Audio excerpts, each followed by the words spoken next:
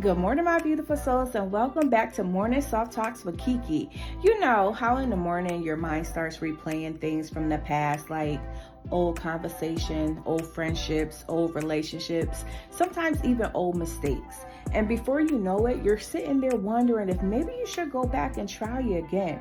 Maybe reach out, maybe reopen a door, maybe revisit something that God already bought you out of, right?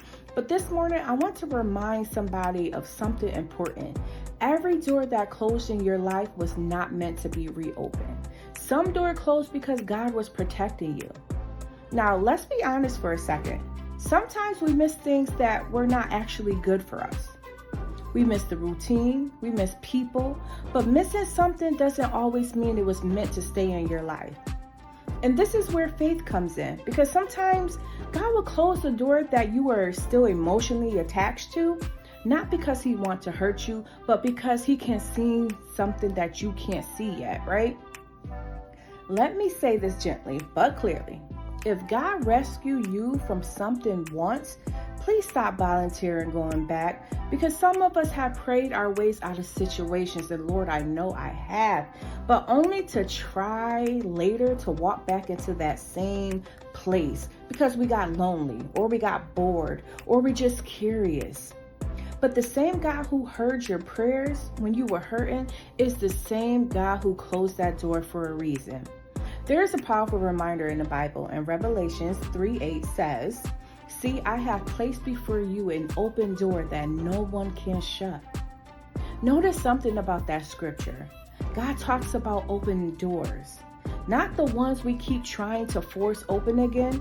When God opens a door for you, you won't have to beg your way through it. You won't have to chase it down. You won't have to convince to stay in it. Sometimes the hardest part of growth is accepting that certain chapters are finished, certain friendships, certain habits, certain environments. But here's the good news. Just because a chapter ended doesn't mean your story is over. It just means God is writing the next part. And the next part might require you to leave some things behind.